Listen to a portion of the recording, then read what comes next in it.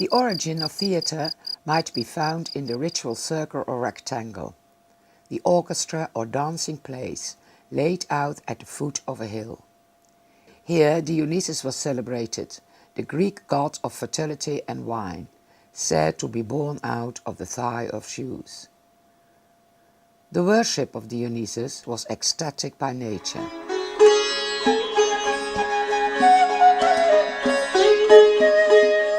In the 6th century BC, the celebration became formalized and ritualized. Women were not allowed anymore to participate.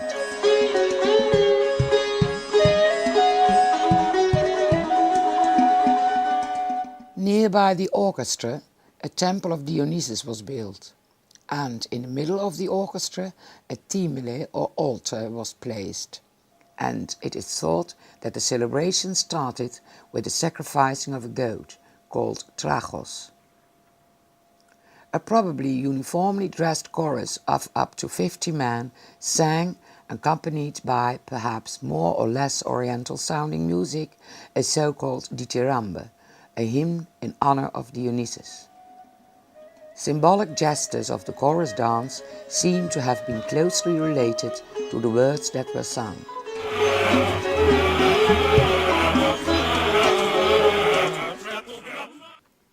Allegedly, the poet Arion was the first to transform the dithyrambe into a literary composition. With Arion, the beauty of language entered the ritual celebration.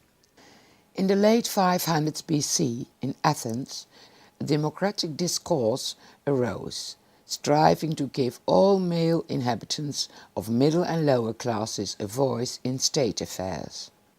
In that period, a singer of dithyrambe named Thespis is credited with innovating a new way of performing the dithyrambe in which a solo actor impersonated the characters of the songs. He used masks to distinguish between different characters. He became the answerer, or hypokritos, by wearing a mask of, for instance, a god. He, as it were, stepped out his normal being, the ekstase, and came in a state of divinity, the entustase.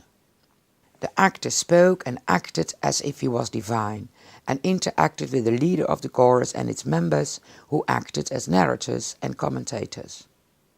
This new style of performance, based on a written text and, not to forget, in the presence of an audience,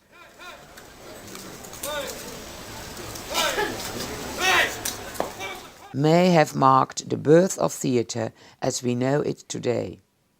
It is claimed that Thespis travelled about on a cart with plays. This could mean that he performed in several Greek towns. This itinerant theatre is kept up until long after the Middle Ages.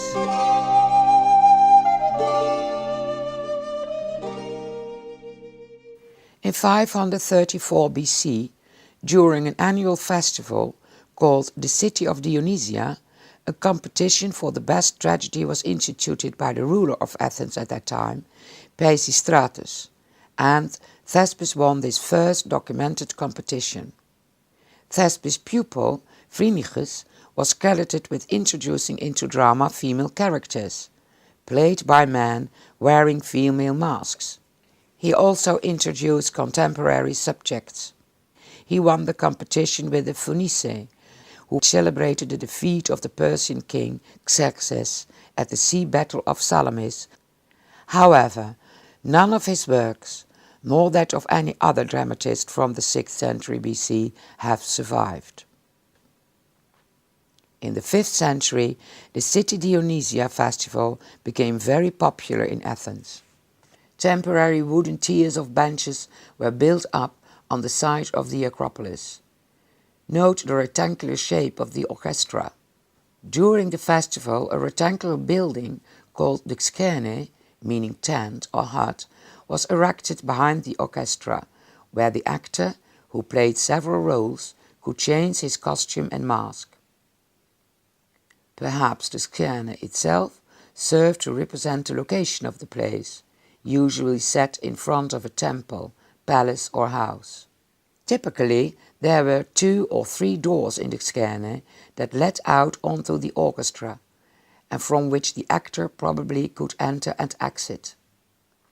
Only much later, in the 4th century BC, the skene became a permanent stone structure. Of all the hundreds of tragedies known to be written in the 5th century, 32 tragedies of only 3 playwrights have survived. The first of these playwrights was Aeschylus. He diminished the importance of the chorus and reduced it to 12 men. He probably innovated a second actor, thus making dialogue between characters possible. Each of the 2 actors usually played more than one role, including female characters.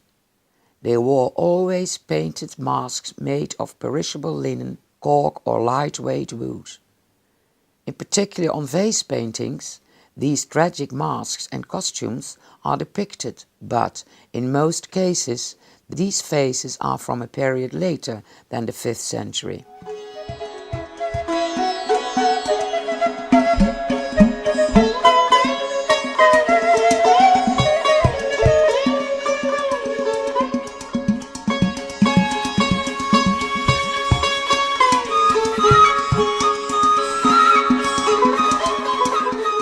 Aeschylus has written about 80 plays, only 7 have survived.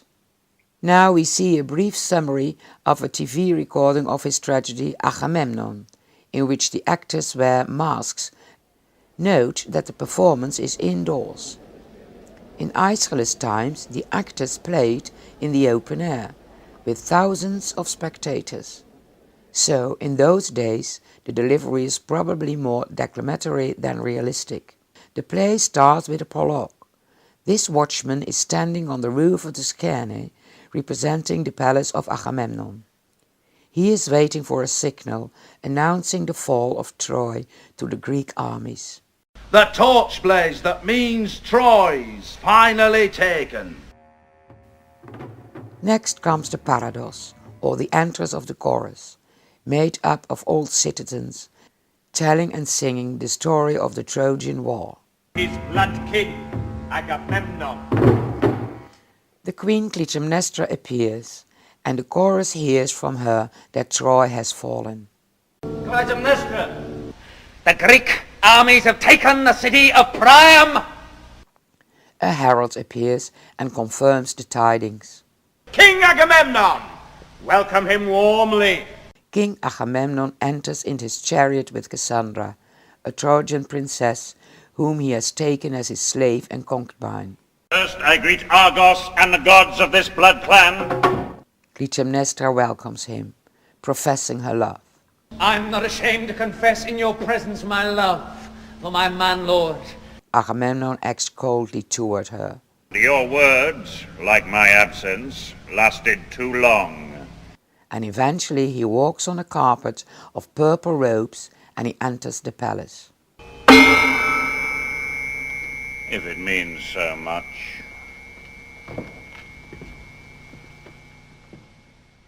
She tells the chorus that they will see their king dead. One strokes for the slave girl, butchered defenseless. The chorus fears grow, and they hear Agamemnon cry out in pain from inside the palace.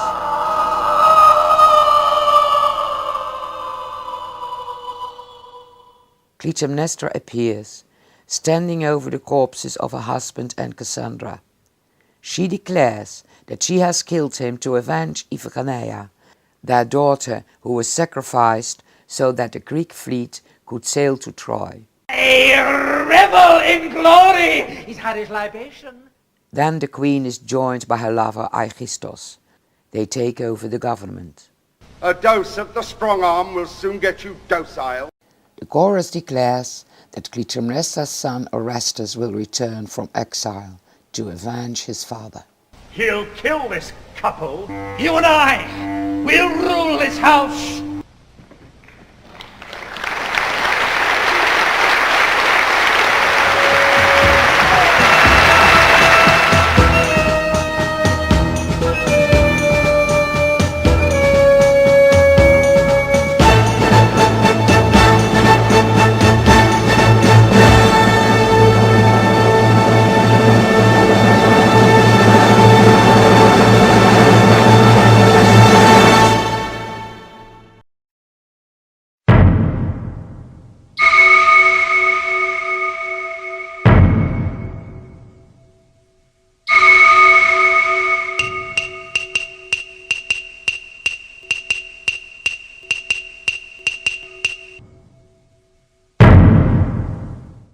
The 5th century BC is regarded as the golden age of the city-state Athens.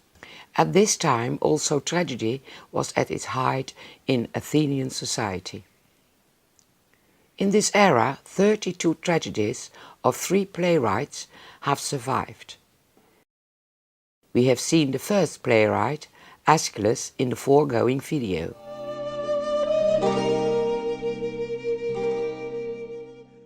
Sophocles, the second playwright, is credited with the introduction of a third speaking actor. For centuries, the 3 actors became the formal convention. The actors could still play more than one character, distinguishing between them with masks. This change favored the interaction between actors and thus brought tragedy closer to a modern notion of dramatic plot. Sophocles is also credited for inventing scene painting by using painted panels or pinakes, similar to modern flats. A century later it might have looked like this.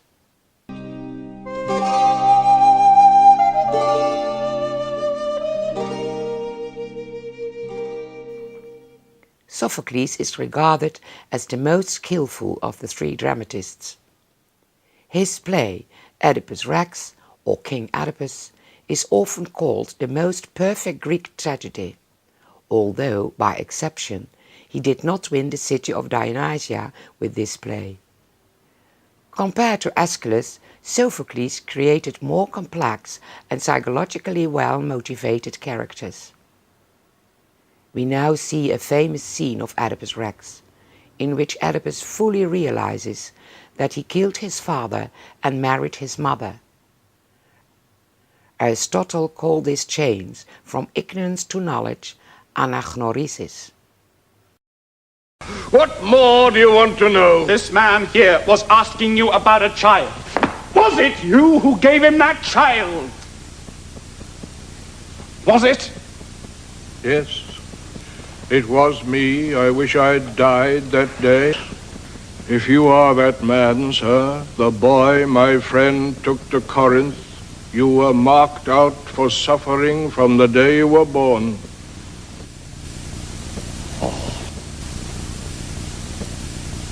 All of it. I know it all now. Nothing left to find. It all came true. Every single word. Let the night come. Daylight has no mercy. It shows too much, too clearly. Yes. My parenthood, a crime. My marriage, a crime. And that murder committed on my own father. I see it all now.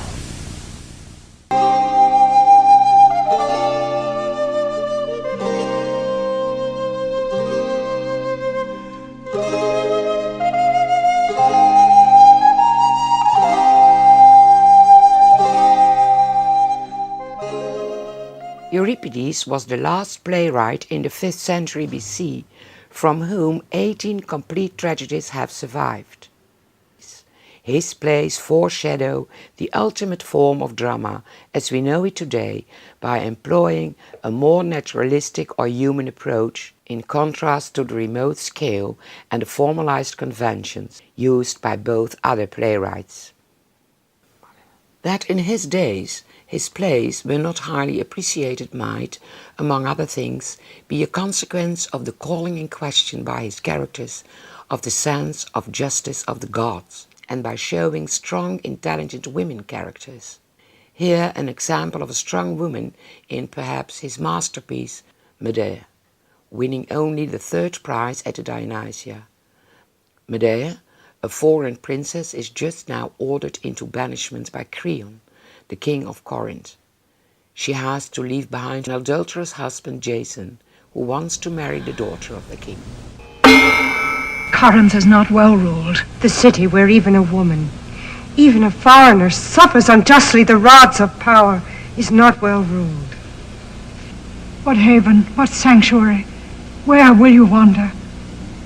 This man, this barking dog, this gulled fool, gods of my father's country, you saw me low on my knees before that great dog of Corinth, humbled, holding my heart in my hands for a dog to bite. Break this dog's teeth!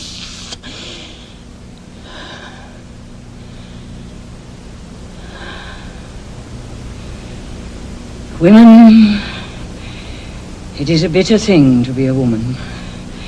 A woman is weak for warfare. She must use cunning. Men boast their battles. I tell you this, and we know it. It is easier to stand in battle 3 times in the front line in the stabbing fury than to bear one child. The City of Dionysia festival was held each year in March and started with the announcement by the 3 selected playwrights of the subjects of their tragedy trilogies. Another day, a grand procession or Pompeii was held, in which citizens, men, women and children, alien residents and representatives from Athenian colonies marched through Athens, carrying the wooden statue of Dionysus from outside the city to the temple of the theatre of Dionysus on the southern slope of the Acropolis. The procession ended in the evening with a revel. Dionysus was not only the god of wine, but also of fertility, the productivity of both human beings and the land. The phallus was a popular symbol of fertility in those days. Therefore, wooden or bronze phalli were carried in the procession, and a cart pulled a much larger phallus. A similar custom can still be seen in Japan.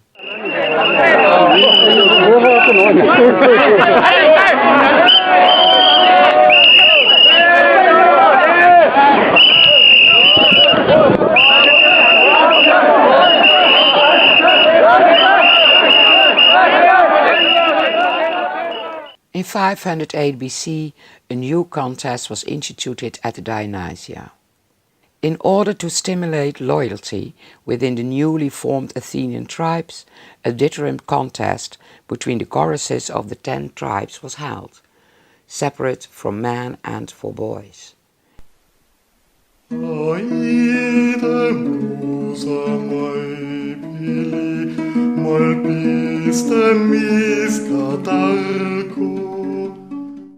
The singing performances were musically accompanied by instruments like lyres and cithars.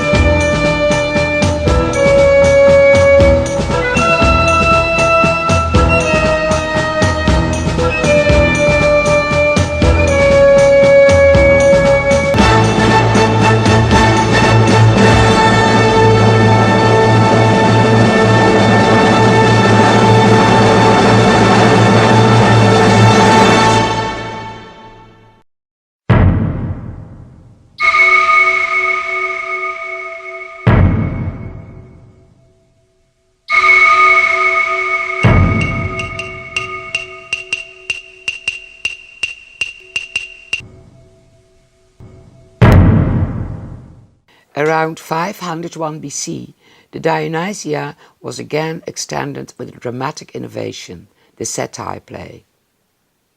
In Greek mythology, satyrs are half beast, half human companions of Dionysus, often depicted with horse tails and ears. They make up the chorus in a satyr play. So, in the 5th century BC, the playwright not only had to produce a trilogy of tragedies, but also a satire play that served as a short afterpiece for the tragedies, providing a kind of comic relief for the serious plays that had gone before.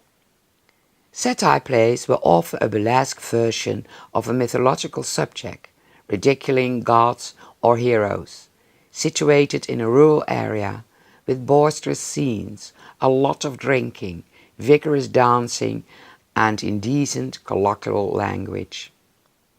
Only one complete satire play is extant, Cyclops by Euripides, based on an episode of the Odyssey. On this famous face, the actors and chorus of a satire play with their masks are shown. The chorus members wear a scanty savage dress of goatskins, with a phallus for comic effect.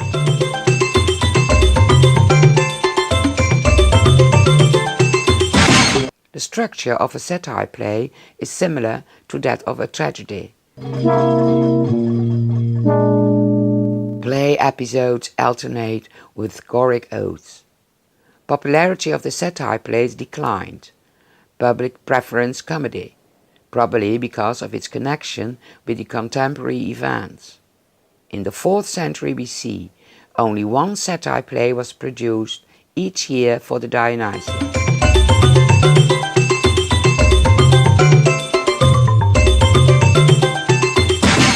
In 487 BC, the city of Dionysia was extended with the last major dramatic form, the comedy plays. 5 comic writers presented a single play, probably on each of 5 days of the Dionysia. The general structure of old comedy was similar to that of tragedy. Play episodes and chorus alternated rhythmically. However, the chorus of old comedy was often composed of non-human creatures, such as wasps, frogs, or even clouds.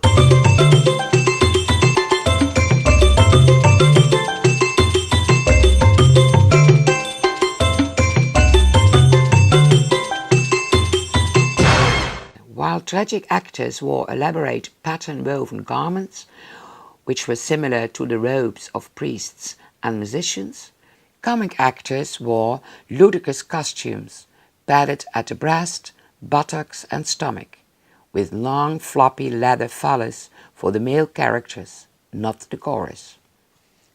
The masks of old comedy were distorted caricatures, sometimes of real people. They were meant to be ugly and silly, just as the costumes. It is suggested that on these famous Vliax faces from southern Italy, scenes of the old comedy are depicted. The origin of Greek comedy might be found in old Dionysian phallic songs, but also influences from outside Athens, namely the Dorian farces have to be considered, particularly comic drama performed in the Dorian colony on the island of Sicily. Sadly, the only remaining comedies of the 5th century are by a single comic poet, Aristophanes. From the 40 plays he seems to have written, 11 have survived. His comedies were largely politically and socially based satire. In outward form, they were the most extravagant of burlesque. In essence, they were the most violent of abuse and personal vilification. He mocked the politicians and other celebrities of Athens. The circumstances of the Dionysia allowed him to get away with criticisms he would not normally be allowed to voice. In a distinctive section of the play, the Parabasis, with a choral ode, the playwright even takes the opportunity at a break in the stage action to discourse at liberty on whatever subject he wishes, not necessarily having to do with the play as such. At the height of the Peloponnesian War between Athens and Sparta, in 411 BC, Aristophanes produced an anti-war comedy, Lysistrata, in which the women of the 2 states take an oath to deny man sex until they stop fighting. Now follows a short fragment of this scene. Remember that in Aristophanes' days, the female characters were played by men wearing female masks. Put your hands on the bowl. Repeat for all the rest the solemn terms I will recite. Then you must all swear and pledge to them yourselves. I will not satisfy lover or husband. I will not satisfy lover or husband. Albeit he come to me erect. Albeit he come to me erect. Oh, Lysistrata, I cannot bear it. I will live unmounted. I will live unmounted. Beautifully dressed in my thinnest gowns. Beautifully dressed in my thinnest gowns. To the end I will inspire in my husband the most ardent longing. To the end I will inspire my husband with the most ardent longings. Never will I give myself voluntarily. Never will I give myself voluntarily. If he has me by force. And if he has me by force. I will be as cold as ice and never stir a limb. I will be as cold as ice and never stir a limb. Tragedy was at its height in Greek society when that society was at its height, while comedy, an outlet for the frustrations of society, as well as a diversion for the masses, was most popular during the decline of Greek government. In 404 BC, the Athenians lost the Peloponnesian War against Sparta, and in 336 the Macedonian king Alexander the Great came to power in Athens. Understandably, in comedy, political issues were ignored, and more familial and societal relationships were favored. This later period is called the period of New Comedy. For the first time, love became a principal element in drama, but it was seldom an honest love. The role of the chorus was often diminished, but the dialogue was still cast in verse. In New Comedy, costume was based on the dress of ordinary life. Comic masks were more realistic than in Old Comedy. But in particular, the mask for slaves and certain old men were still caricatured. There is only one all but complete play of a New Comedy playwright extant, which is recently discovered, entitled Disculus or the Grouch, written in 316 by Menander. This comedy treats a standard theme in comedy, the disapproval by a parent of a child's choice in marriage with a happy ending. Menander's characters spoke in the contemporary dialect and concerned themselves not with the great myths of the past, but rather with the everyday affairs of the people of Athens. Disculus was not presented at the Dionysia, but at a smaller drama festival, the Lenaea. After the 3rd century BC, comedy began to decline, just as tragedy had a century earlier, and the City of Dionysia dramatic contest ceased in the 1st century AD.